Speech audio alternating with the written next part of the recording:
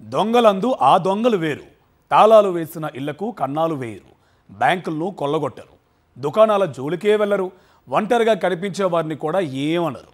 వారి టార్గెట్ అంతా లారీలు పడే. వారికి కావాల్సిందల్లా వంట నూనె ప్యాకెట్లే. వినడానికే వింతగా ఉంది కదూ. ఇంతకీ ఆ దొంగలు ఏం చేశారో మీరే చూడండి.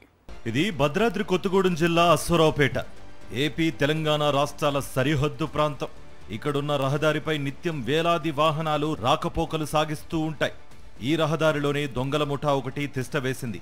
కేవలం వంట నూనె ప్యాకెట్లు తీసుకువెళ్లే లారీలను మాత్రమే టార్గెట్ చేసింది. రెండు రాష్ట్రాల సరిహద్దుకు ఇరువైపులా 10 నుంచి 15 కిలోమీటర్ల పరిధిలో ఇటీవల దొంగలు రెచ్చిపోతున్నారు.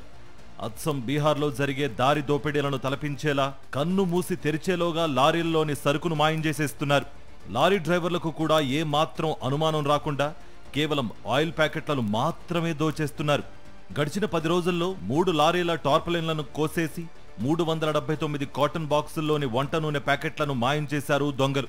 చోరీకి గురైన ఆయిల్ ప్యాకెట్ల విలువ దాదాపు 10 లక్షల వరకు ఉంటుంది. తాము అనుక్షణం లారీలోనే ఉన్న సరుకు ఎలా చోరీ చేస్తున్నారో తెలియక డ్రైవర్లు లబోదిబోమంటున్నారు. అశ్వరావుపేట చెక్పోస్ట్ వద్ద డాక్యుమెంట్ల తనిఖీ, టీపీ పేమెంట్ల కోసం 20 నిమిషాల పాటు ఆగుతామని, ఆ సమయంలోనే ఏదో జరుగుతోందని లారీ యజమానులు అనుమానిస్తున్నారు. గత నెల 23, 29, 31 తేదీల్లో కాకినాడ వంట నూనెల ప్యాకింగ్ యూనిట్ నుంచి 202G కోడింగ్తో తెలంగాణలోని మంచిర్యాలకు బయలుదేరిన లారీల్లోని 6,000 లీటర్లకు పైగా ఆయిల్ ప్యాకెట్లను లూటీ చేశారు దొంగలు.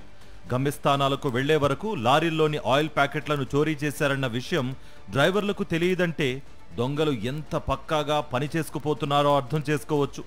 10 నుంచి 15 మంది ఉంటే తప్ప ఇలాంటి దారి దోపిడీలు అసాధ్యమని అంటున్నారు లారీ డ్రైవర్లు. బాధిత లారీ డ్రైవర్ల ఫిర్యాదుతో పోలీసులు యాక్షన్లోకి దిగారు. సరిహద్దుల్లోని స్థానిక దుకాణాల్లో చోరీకి గురైన 202G కోడింగ్ ఆయిల్ ప్యాకెట్లను గుర్తించారు. ఈ ఆయిల్ ప్యాకెట్లు ఎక్కడి నుంచి వచ్చాయని ఆరా తీస్తే అవి రాజమండ్రి డిస్ట్రిబ్యూటర్ నుంచి వచ్చినట్టుగా తేలింది. యూనిట్ నుంచి బయటకు వచ్చే ఆయిల్ ప్యాకెట్లు డిపోలకు వెళ్లకుండా అవి డైరెక్ట్గా డిస్ట్రిబ్యూటర్ల వద్దకు ఎలా చేరాయన్నది తేలాల్సి ఉంది. బీహార్, ఒడిశాలో మాత్రమే జరిగే దారి దోపిడీలు ఇప్పుడు తెలుగు రాష్ట్రాల్లోనూ జరగడం కలకలం రేపుతోంది. మొత్తం 10 రోజుల్లో 3 లారీలను దోచేశారు. కేవలం ఆయిల్ ప్యాకెట్ల లారీలు మాత్రమే టార్గెట్ చేస్తున్నారంటే ఇంటి దొంగల హస్తం ఏమైనా ఉందా అనే కోణంలో పోలీసులు దర్యాప్తు చేపట్టారు.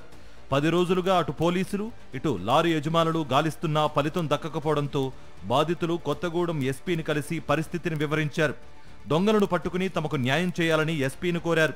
తెలంగాణ సరిహద్దు నుంచి సత్తుపల్లి వైపు 30 కిలోమీటర్ల పరిధిలో నిఘా కెమెరాలున్నా అందులో ఒక్కటి పనిచేయడం లేదని లారీ యజమానులంతా ఎస్పీకి వివరించారు. ఇన్నేళ్లలో ఎప్పుడూ జరగని ఇలాంటి దోపిడీలు మొట్టమొదటిసారిగా వెలుగులోకి రావడంతో పోలీసులు సైతం సీరియస్గా తీసుకున్నారు. దొంగల కోసం పోలీస్ బృందాలు ముమ్మరంగా గాలిస్తున్నాయి.